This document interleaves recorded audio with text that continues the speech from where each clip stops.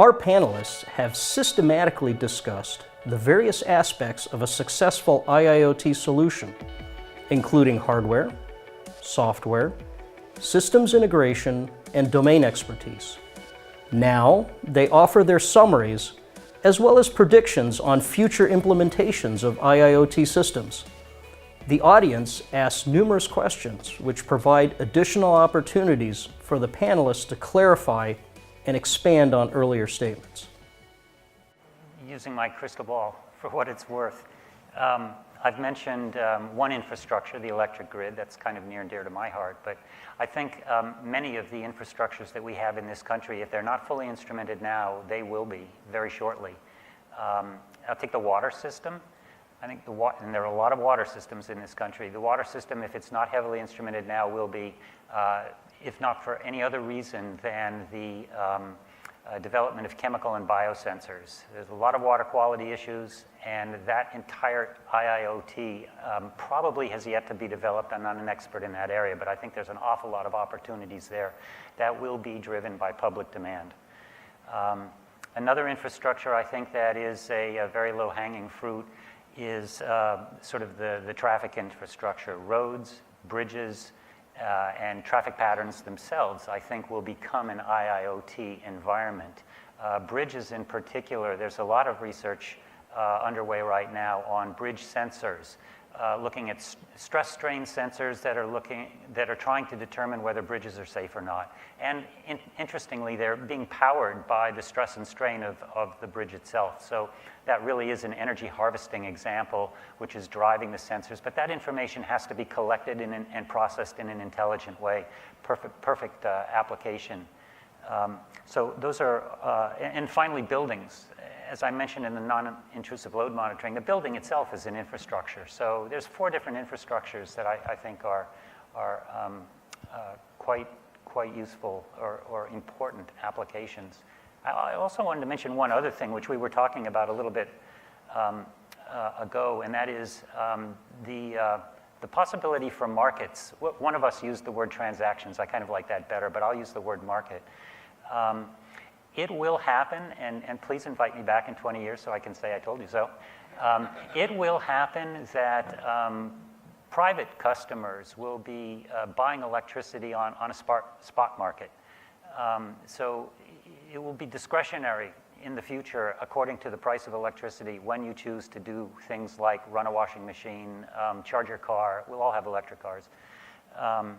And the like. And so an IIoT that is able to handle market signals as well, I think I realize that that's not industry necessarily, but an IoT that's able to handle market signals as well, I think is a very interesting future application. Very good, very good. I agree. I think we're working with a couple of clients on that, not that they are a very clear solution, but embedding a micropayment, distributed payment, anonymous payment at the point of consumption through IoT. So you're sitting on the train, why are you paying the same $2.25 if you're standing or if you're sitting? Maybe you pay an extra 10 cents if you're actually sitting. Now, how do you manage that transaction? You don't want to take your app and sign in and, just for 10 cents. Actually, you don't want the train company to really know you. So, but how can you embed that type of micropayment at the point of consumption? So if you combine that, IoT, and things like blockchain that provide traceability of some of those multi-party transactions, there are things that people will invent that can be pretty interesting. Yeah, let me give a couple examples of where things are going. It's because it's incredible. You're going to be spending time potentially with companies in the future you never thought were going to be your customers. There's a company called Simios in Vancouver. This is a trained chemist, many of his years in pharmaceuticals, and his speciality was in pheromones. We got working with him, and his why was why he was convinced he could help fruit companies who are growing fruit on a large scale really improve their yield per tree by targeting the pheromones to that given geography, to the insects that were most likely to be around, and to really hone them in close to the trees. So we worked with him to come up with a deployment technology that would deploy the pheromones, but it also had a trap so that it was capturing the insects and that he was able to monitor through vision technology, was he deploying the pheromones to the right population that he thought was going to be there? And if not, he comes and recalibrates the machines with a new pheromone. But this now became a gateway, and he started to extend the use case so that by connecting to soil sensors, he was able to determine, bring back, have they got the right soil and water conditions? And that's opened up a new line of business for him. And he's also got frost detection and how frost is starting to infiltrate a crop real time. And after, the farm thinks it's done everything it possibly could to protect, the crop, the farmer can watch real time what's happening and is it as robust as possible. And here's some things that's coming in the building control area. And this is an example of a challenge for companies. How many, show of hands, how many people here have bought an Amazon Echo? How many of you got one in your homes? Okay, a few, not so many. So the Alexa experience, for those of you that have tried it, is pretty good. Even with my Irish accent, she can figure out certain words pretty well. But Amazon's goal now is to have that voice interface go into other people's products, not just Amazon. And they want to get in so that if you're now, imagine you're a company like Lutron or Savant or Crestron that have managed building control, audio, video, security solutions for years. Amazon is now seeking to infiltrate so that that voice interactivity that they've invested a lot in becomes that human-machine interface.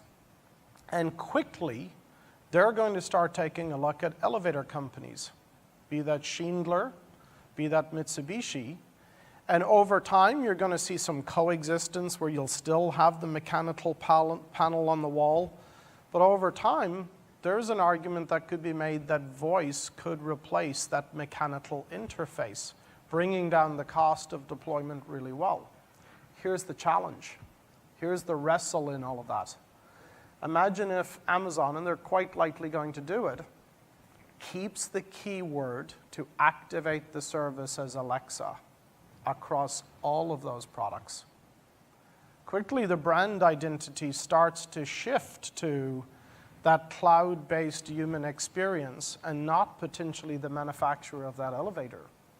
So brand dynamics are going to be in play here for a while too. But I think there are some examples, and how it's going to come to the factory real time is going to be very interesting, and I think you're going to start to see those examples. I also like to invite this time Mr. Uwe Graf. He's one of our managing directors for our global business units, our two largest global business units, and he's also responsible for product development within our company. And he's going to share a business case and a use case that we have utilizing our Mika technology. Thank you, John. So I've heard a very interesting discussion. I've catched up some words and I reflect something about that. What I like very much was the word pre-integrated solutions. It's all about partnership.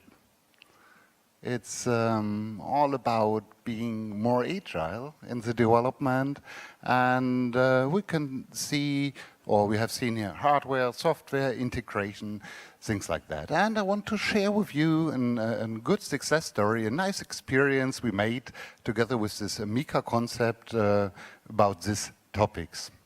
So everybody knows we have launched the concept only some months ago. It's not so far away. And now we are very keen to find new solutions with that. And how we are doing that? We are working not only alone with our own resources, we are working with partners, technology partners, and this is picking up technology partners. On what we are working? Mika is a concept, but what is necessary are the pre-integrated solutions for especially. Professor Lang, you mentioned the energy monitoring management stories and the capabilities we can do with that.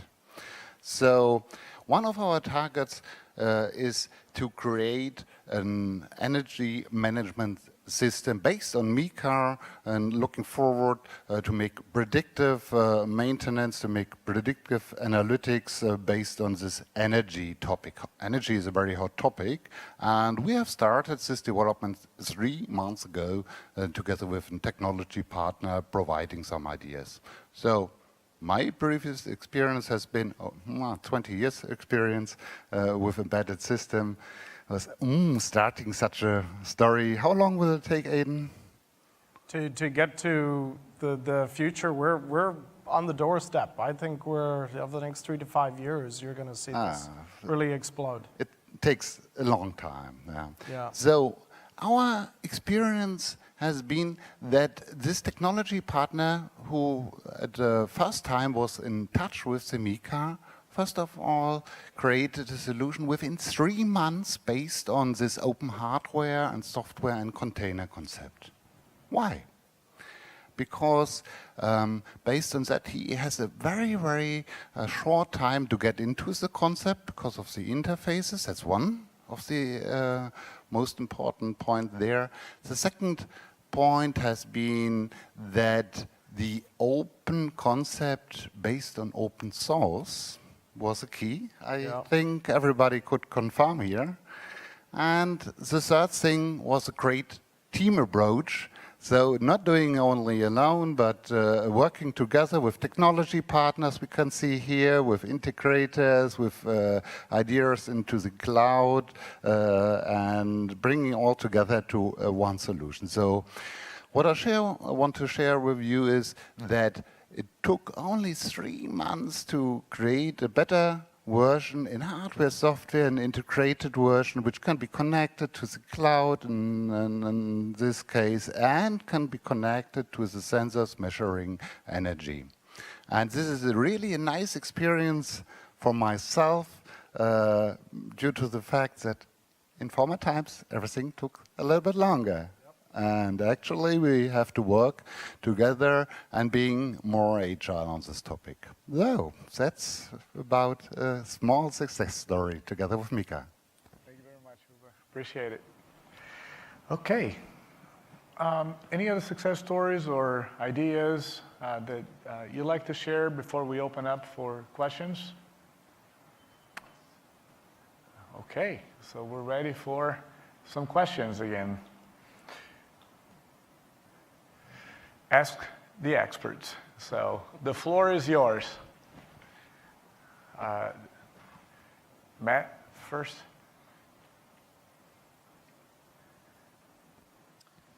Thank you. This question is directed at Aidan. What would you say to a salesperson, maybe one in the audience here, who is very comfortable selling components or connectivity solutions, but is a little bit uncomfortable with the idea of selling IoT, which, as we saw in the earlier slide, requires hardware, software, integration, domain expertise, etc. I'm sure you deal with this quite a bit with your sales force at Arrow. Yeah, I dealt with it myself. I think, ask simple questions and focus on the customer, what it is they're trying to do. I'll give you an example of a sales process, and it won't all start making sense right away when you start these conversations, but you'll get to circle back to them and you'll keep thinking. So 3 years ago, we had a company, and this is a great signage company called Daktronics, and they make high-end digital signage. And we were all focused on selling the LEDs because there's millions of them per sign. But when we really got on to, somebody in the room asked a great question. God, these signs cost millions, and they go up in a big NFL stadium like Broncos. And it was right after a big Super Bowl game. Remember where the power went out and everything else? So the question that got asked was, what's the biggest thing about reliability for you guys? And they quickly turned into, for us, we spend so much time on the power rails. and just making sure that we've got the power rails right and measuring what's going on per quadrant of sign and trying to, if we could really get better at measuring that real time and understanding how all signs are behaving, we think we're going to get a lot more predictive about the depletion rate of the LEDs related to the power rails, and that we think we're going to be able to intercept critical events long before they happen. Nothing happened immediately with that conversation, but then we continued to think about it and we kept poking at the problem. And the next thing we end up with is a whole new opportunity about how to real-time better connect that, both through Ethernet and a 4G LTE connectivity point, and suddenly we had a box. And now that conversation has opened up to, when a score happens and an event happens, how can they use that same connectivity to potentially interact with suites at stadiums that would drive color combinations for the winning team? So when the Broncos get a touchdown, everything goes orange and blue in the suites. And now that they're infiltrating beyond that. It's amazing how these conversations, so ask simple questions, figure out what's really important to the customer, and as a sales team, come running back to the experts and share what you've learned. It's as simple as that. Start talking to Uwe and Jan and Vivek about what you're finding. And then this was something we use in the company. We have a process that we call TechStorm, and it's a customer meeting without the customer being in the room. And we huddle around and talk about, well, what is potentially that customer trying to solve for? What's the issue? And then we come up with concepts and we present them and we get feedback. And guess what we do? We go running back to the experts. And it's an iterative process. And I think be comfortable in asking those questions that may be a little bit off-center. And I think you'll be amazed what you'll find that will have relevance to your product sets. You're going to find a way to get in your technology into that conversation.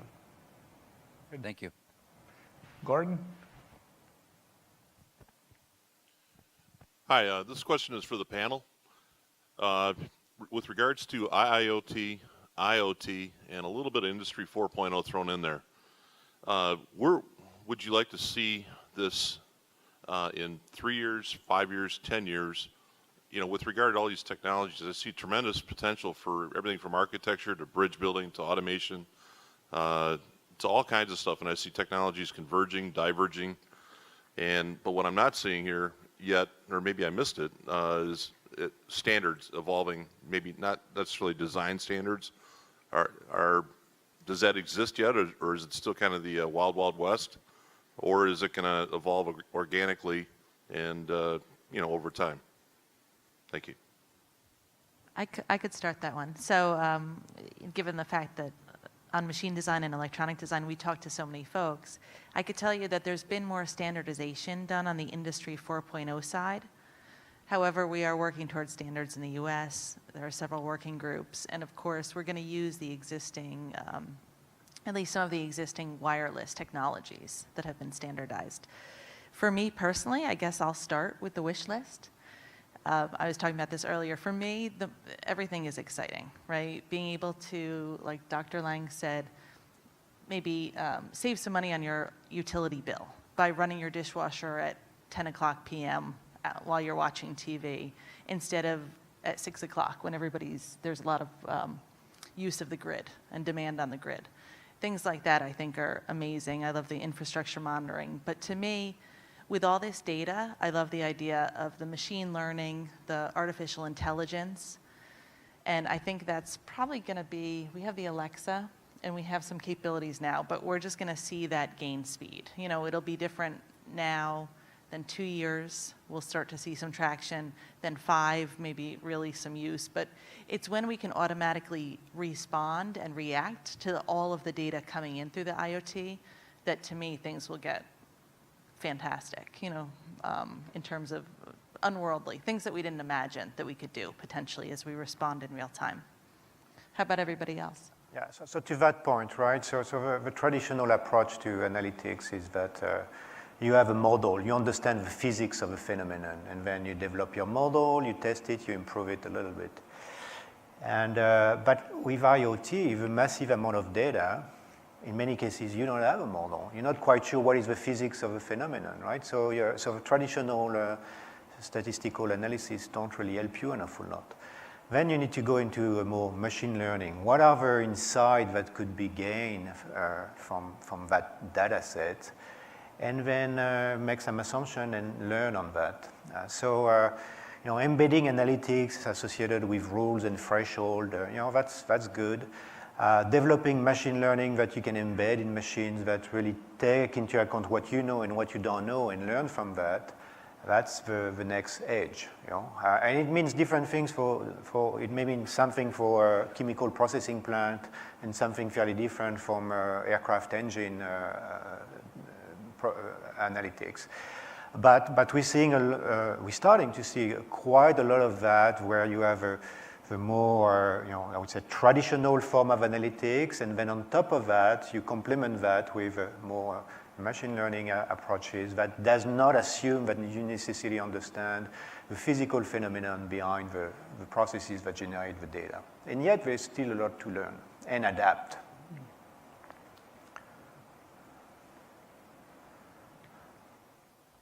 Dan?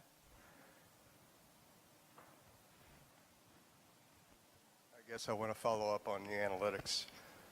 So in the example of the tooth broken on your gear, are some errant abnormal that comes along? How does that get flagged and stored in the AI? Does it come up through the IoT and then somebody mechanically goes in and says, this was a failure? Okay, I think that question was directed to me. I'll give you my view of it. My analogy of the IIoT is, or I think a good analogy of the IIoT is kind of like the human nervous system. If you put your hand on a hot stove, immediately your arm retracts. And that reaction actually doesn't go to the brain. That reaction goes through the base of the spinal cord, and then the hand is retracted. A little bit later, the brain becomes aware of the fact that I felt something, my arm moved, you turn your head, oh yeah, the switch is on, makes sense, the oven's hot, you know, that type of stuff. That's kind of the way I think the IIoT should work. So in the case of the motor-operated valve, when it's first detected, the signals of, you know, detailed transient signals of voltages and currents will be collected locally, they'll be processed locally, and the single piece of information that I see a broken tooth in a gear train would be sent back to the plant operator to establish some sort of wide area situational awareness. A flag there goes up that says there's a piece of equipment you should look at, and something of that nature. I don't see all of the data being sent back to the cloud to be processed. I think there's a lot that should happen sort of in that spinal column region in the human analogy. Did I answer the question? I'm still not sure how ultimately it would go into Watson, for example. You know, how would you finally close the loop and say, now we know how to detect a broken tooth? Yeah. Anomalies are going there too, for sure. So when you get something that's outside of the normal distribution, that's going there too. And then what they tend to do is they hone in on what are those events, and initially they're driving correlation back to what happened here. And then they're starting to get a little bit better at calling them out. And I think, you know, they're all of the large data companies are starting to do this too. But for example, with GE Predix, they're allowing companies to kind of create black boxed solutions. I think IBM's doing this too, but Pitney Bowes, who's focused on mail processing systems. So they've really started to hone in on a black box solution that's specific to them, that runs inside the construct of GE Predix. But they're really honing in on some of the algorithms around failures and events that may occur in mail distribution systems, and they're trying to really hone in on those failures so that they improve quality, because they usually find out that it's in the installation experience that something's gone wrong, so that they happen very early in the deployment, and that if they get those better and they can do test runs, then the experience is going to be so much better, and they don't have to deal for lag failures over time. But I think they're all going to go there, and I think you're going to see that certain companies will find a lot of value in figuring out quickly the anomalies or what's off the mean distribution. Yeah, I mean, there is not a single approach, right? So we're working with a partner in the semiconductor space. At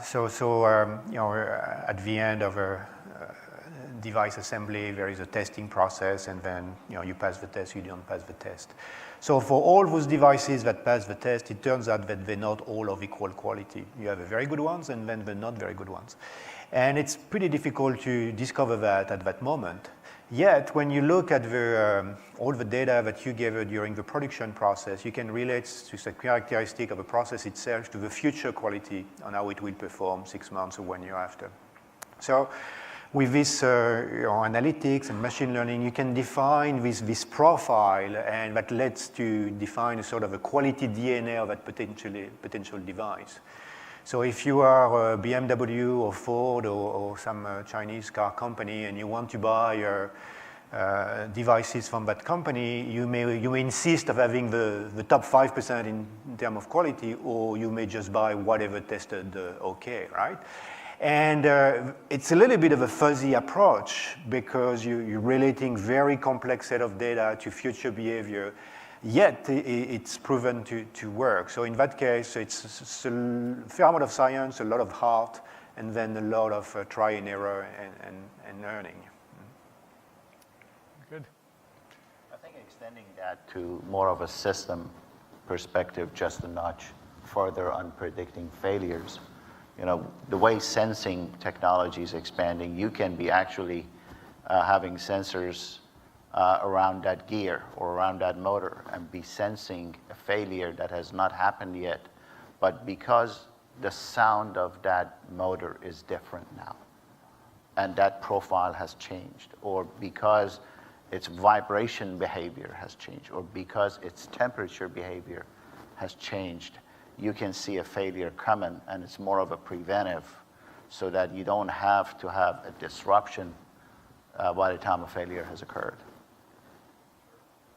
It's just, I think I could do that locally without going out to the cloud. Oh, yes, yeah. Yeah, and if you can, you should, yeah. Very good. Thanks, Dan. Any other questions? David?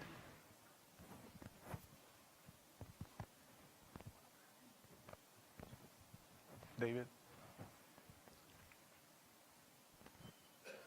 Hello. This question, this is a great panel, so thank you for allowing me to participate. But this question's for the group. And my question is, what applications in the industrial Internet of Things do you see in the machine tool world? Just kind of an open-ended question. Yeah, I mean, I'd be happy to answer that. I mean, two things. First of all, machine health. And we heard about that in some specific instances here. Is my asset functioning correctly? Does it have the requisite uptime? Is there something wrong with it? What specifically is wrong with it? The ability to dial into a machine remotely and to be able to diagnose it would be of tremendous value to many equipment manufacturers and end users. And then on the process end, the master of quality, Edward Deming, a long time ago stated that if you're inspecting everything 100%, that means you don't understand your process, you don't understand your specification, or both. And now potentially with IIoT type solutions, we can inspect the part as we are making the part. There's no delay. And so that the implications of that real-time quality control on machine quality control are just beginning to be understood. Mike? We've got a customer, and this is an example of how companies are trying to remake themselves. They're a steel company. They're in North America. It's becoming highly commoditized, especially against Asian imports. They're now really trying to rethink not just about their end product, but their entire process. And if they could get better at managing the process and some of the tools around a heavy metals, hot manufacturing environment and all of the things that they have to solve for, if they could solution for that, they're now trying to figure out how they're going to turn that into a productized offering that they're going to take to market. And, we're starting to see a bunch of companies, and they have challenges just in terms of, steel gauge accuracy, and then what happens when you roll it into something that, is a 100-feet roll, and how they're inventorying all of that and how they're managing for the inventory and understanding what's some simple problems that you think technology would be able to figure out. That's a classic example that we're starting to come across all the time. And I think you're going to see a lot of remake. As a company, you're in a great position. I think you're thinking very differently, which is a great start, and kudos to the management team. But just think about, almost everything in a factory has the potential to run through your product. Power, serial data, connectivity, maybe gases, maybe, whatever you're connecting. Whatever is going on in that factory is the potential to run through your product. What a great place to be as a company. God knows what you're going to do with that. But I think as you figure out that, you're going to be very, very important as a sales organization with those companies, because all of those feeds are going to be running through potentially a Harting connector. That's kind of wild to think about. Mic check, check. All right. This question's mainly for Christoph and Dr. Lang, but please, anybody jump in on this, is that you've given several use cases. Most of them have been very application specific. And we also talked about an open source ecosystem, as well as things like Amazon trying to get all that data from whatever the Echo was, Alexa, right? My question is, from the analytics perspective, who owns that intellectual property in your mind as this technology grows, right? Because the intellectual property, I feel, will be how customers justify their ROI, right? And is that intellectual property owned at the IBM level? Is it owned at the Amazon level? Is it owned at the individual machine builder level when they have some tribal knowledge on how their systems works? Because or the system integrator level, excuse me, so that these people in the audience here can kind of focus on who we need to help us justify that ROI. Yeah, so I cannot answer for Amazon, but I can tell you that we have a different position. So, so in our case, we don't own any of that IP. We don't own any of that data, right? It belongs to the customer. Now, the extent to which they give us access to it varies a lot. So in semiconductor processing, people are providing the equipment that goes on the assembly line. For some foundries, they believe that if you could have access to the data associated with that process, it's already IP, because from the output data, you can infer the recipe, and the recipe is the IP. So although you need to go and fix that equipment, and for that you would like to be able to run some analytics, having access to the data that enables you to run the analytics would reveal the IP embedded into the process, so they don't want you to do that. So it's a little bit difficult to do analytics in that context. But that's the mentality of that type of industry, probably for good reason. Now, in other industries, it's more open. So clearly, in that case, they would provide us the data. We develop a model for them. The output of that model in terms of recommendation belongs clearly to the client. Now, if we go to another client in the same industry or in adjacent industry, what can we reuse? Well, we surely cannot reuse the output. We can reuse the modeling approach. I guess if we can do acoustic analytics for washing machine A, It's somewhat likely that washing machine B, the modeling approach for acoustic associated with the noise with a pump would be somewhat similar.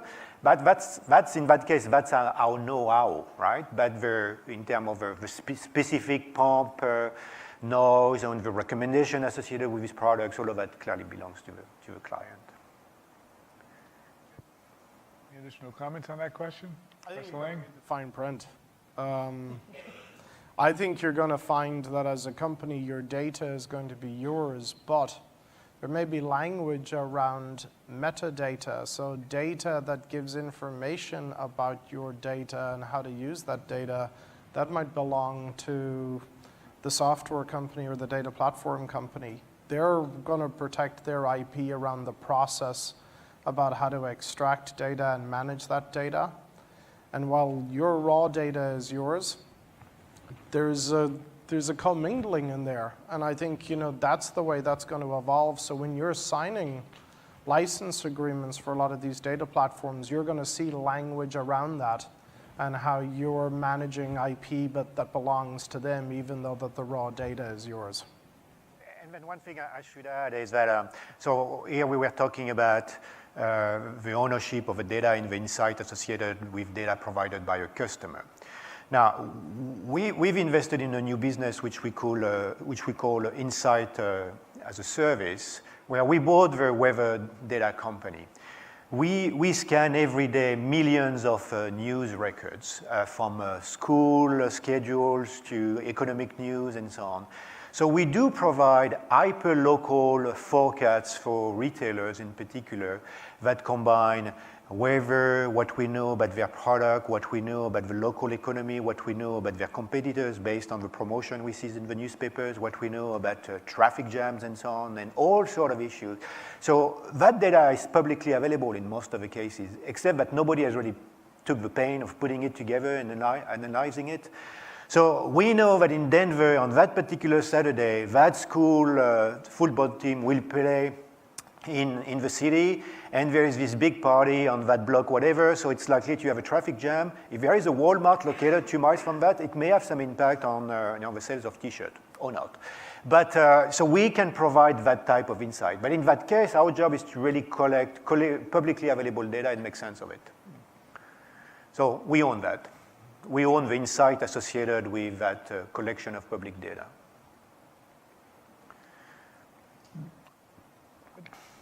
Any other questions?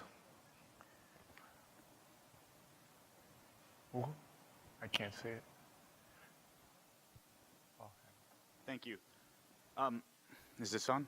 All right. Question for you. With Apple and Google and Facebook and all these places building large data centers for all the data that they're already managing, as you kind of add all this additional data through the IIoT, supplying basically up to the cloud, how is that going to affect the demand for data space and power, back to your points, Jeffrey? And then will it resemble the existing landscape, or will it take on a definition of its own? I'm not certain that that data needs to go back to the cloud, and maybe this is at the heart of what one of the earlier questions asked.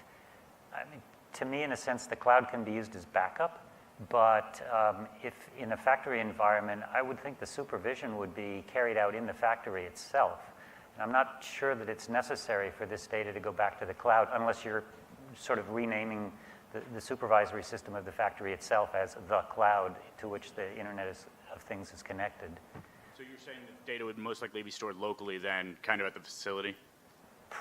Well, yeah, I think it might be. I think it might be stored locally. It might be backed up in the cloud because that's the most cost-effective way. Eventually, a smart company will want to go back and review this data to see what their factory is doing. Where they store that data, I'm not sure matters. To them, it's probably an economic decision more than anything else. So you don't see more data centers or anything showing up because of this? You think it will just be servers at the location at the manufacturing facilities then? Well, to say that I don't see it means that I'm short-sighted. I'm sure it will grow, but boy, I've got a feeling that the individual use, just our common people use of the internet is going to drive the size of data centers well beyond factories. Here's why you're going to see both. So if you're running your factory, you're right, the control processes and everything you're going to need to see happen that needs to happen in milliseconds has to happen locally in a definition of a real-time system. However, here's what's going to start happening. That valve pump compressor company is suddenly going to change its business model. And you've been buying those pumps and compressors for them for years. Now their new maintenance scheme, when you sign up for that, they're asking you if it's okay that if they have their black box on the side that's sending data outside of your firewall, and it's sending it through a 4G LTE modem, and they're monitoring because it's now a condition of their new service program, and they're giving you great service with real-time response and everything else, that data is going to the cloud.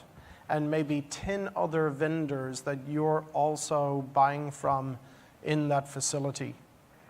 And this is happening a lot as business models are changing too. So it's not inconceivable that that particular pump guy might say, you know, we know our equipment's good, it's expensive, you've been buying from us for years, you know, you're slowing down investment because of CapEx. What about if we moved now and we're going to charge you for the gallons of water that goes through the pump? There's a company we work with in Canada used to sell solvent recycling equipment. It was $10,000 a pop. Now they've shifted to a complete OpEx model, and it's the amount of solvent that's processed and stored.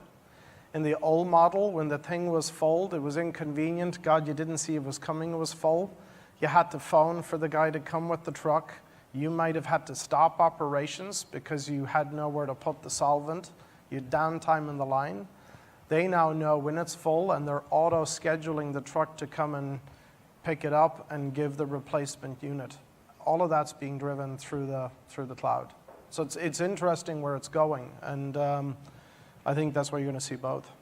So I guess, kind of following up on that, would that kind of apply to inventory management as well then? Yeah. Oh, and there. Yeah, so data centers are going to explode. They are exploding. Constellation Research, Ray Wang, if they're right or not, I don't know. 90% of the world's data in 2014 was created inside the last 2 years. 2015, it was inside 1 year. They forecast that by 2020, if they're right, I don't know, 90% of the world's data every 2 seconds. I think a lot of it will depend on what solution. When we talked about when people look for an integrated solution to buy the full solution, or there will be some people who buy parts and do it themselves. A full solution might involve a deal with a carrier, and maybe the carrier handles the data for you. You know, there will be some service providers trying to get into this market. They already are. Some carrier movements for sure. And then, as Aidan pointed out, the maybe unfavorable IT department, you know, at a location. So it's not defined yet, but there will be multiple approaches to handling the data. But it's a big issue, for sure. And it goes back to the ownership, right? So we see that with some companies who wants to provide refrigeration as a service in a supermarket. You have all the frozen food stuff. And so they guarantee that they're not going to fail, that they'll maintain the temperature and so on. And they don't buy the racks, they buy refrigeration as a service. So that's a good model. But in order to do that, you need to have access to some data of that particular unit. And then you need to have access to some data across all the units that are the same in that population. And it's two types of analytics. What is the probability that that particular unit may fail? What do I learn by looking at the data associated with all the units when I look across the population? Two different types of insight. Now, in some industries, no way, right? So KLA is one of our clients. So they provide manufacturing equipment for semiconductor. Now, that is out of the question. Intel and company will never provide that data. So that model won't be available, at least not now. Maybe a couple of years down the road. But, Thank you. We have time for one more question. Joe? Joe Pizzella, Power Efficient. This is to the panel. For a client that doesn't really know about IIoT or what it does, or we can tell them all the great things that it can do, or in asking the right questions, we identify opportunities. In Vivek, your example on identifying machine health, what's a realistic way to set the expectation for the client to where they're like, well, this could take forever for me to identify what the machine health should be over what period of time? Is that years? Is it months? I understand there could be benchmarks in identifying certain thresholds, but what's the best way to communicate that, and, you know, to anybody? Yeah, I mean, I can offer a few thoughts and then certainly welcome input. See, I mean, it all comes down to identifying sort of the initial known good state. Maybe that was the day the machine was installed. Well, you probably didn't have sensing the day the machine was installed, so what do you do then? It's a very relevant question because you have to start with a known good condition to be able to tell when it's off nominal. So maybe it's after a routine maintenance. Now you have a retrofit of an IoT system that's able to monitor. And again, in the IIoT framework, there's two things. Number one, fault identification. Something went wrong. It's different. That's actually easier than the second question. Fault classification. Why did it go wrong? And the why could take a long time to figure out. Admittedly, there may not be easy ways to do that. But that's where what some of the other gentlemen here have discussed in terms of machine learning, algorithms, other approaches to be able to answer the why. But there's really two things you need to think about. Identifying the fault, did something go wrong?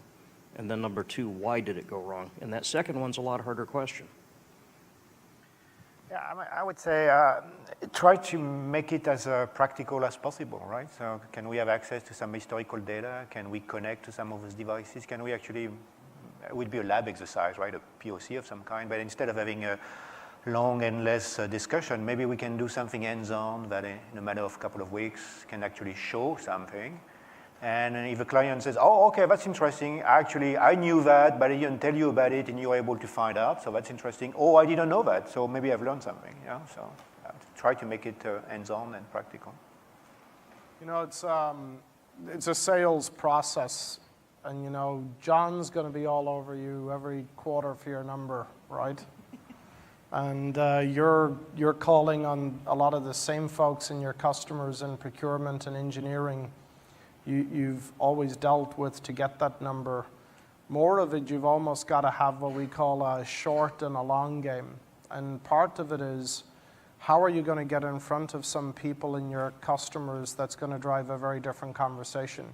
How do you find a way to have a conversation with the product manager who's responsible for taking their own products to market, as an example? And it may be others in the company.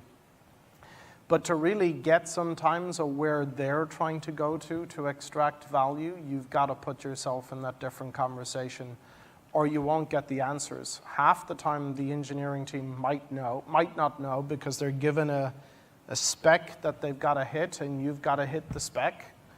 The procurement guy just wants to knock as many cents off you that given quarter as possible. He's going to ask you, why the hell do you want to speak to our product management team? So it's a tricky situation, but you've got to have those new conversations, or honestly, you might not get the answer from the same people you've been calling on. And it takes time, it takes an investment when the pressure is on relative to the quarterly number, but it's really, that's what it takes. Thank you. To kind of elaborate on that a little bit, I remember the first time I had a meeting with TI in Texas about 3 years ago. And what was interesting to me was, as we're discussing our technologies, I said, 5 years ago, we had no business in talking to each other. It made no sense for us to have any kind of partnership discussions with TI, none whatsoever. And here we are in a situation where we talked about from the edge level all the way to the enterprise level. You just can't do it alone. That's why we're all here. In one way, shape, and form, we're all partners. And the same will happen when you talk to your customers. That as Aidan just mentioned, it's not just going to be the design engineer anymore. It's not going to be just the mechanical engineer. It's going to have to be the IT guy. It's going to have to be the facility guy. It's going to have to be the service provider, whomever that is. So the way we approach this type of business and technology is completely different than the way we're accustomed to. And you don't have to go back 10 years ago, even 3, 4 years ago. Things have changed a lot, and we can't do it alone on our side, and our customers can't do it alone on their side. So the idea is that you need to, we talk a lot about the buying center. We need to expand the buying center more than ever before in order to be able to get a clear picture as to how we can help our customers and our partners.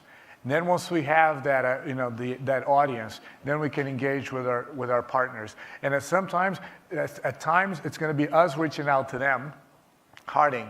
At times, it's going to be TI reaching out to us. And that's how this partnership is going to work. And I'm fascinated by it. I'm really excited about it. It's a total different business model than we're accustomed to. But it's going to give us that type of value proposition that our customers are longing for. Because quite frankly, Joe, to your point, many of them are lost and they don't know where to start. And so I feel that we're privileged and maybe ahead of, maybe 1 or 2 steps ahead of the competition, because we realize that and we have these partnerships established already, and we're here talking about it. So my suggestion to you is that you take advantage of it and you build on it and you offer that solution to your customer. You talk to them about our partnerships. You talk to them about what we can do for them. And then and only then you're going to get that traction and you're going to get them to open up and talk to you and extend their network as well. So be encouraged by it. There's a lot to learn. There are a lot of challenges, but you certainly have the network that you need to be successful. Wanted to really thank our panel members here. Really, it's a privilege to have all of you here. Years and years of education and experience. I feel like I should be on that side of the room watching you guys. I'm really humbled by your level of expertise, but above all else, by your commitment to make this work. So thank you so much for your time and your commitment.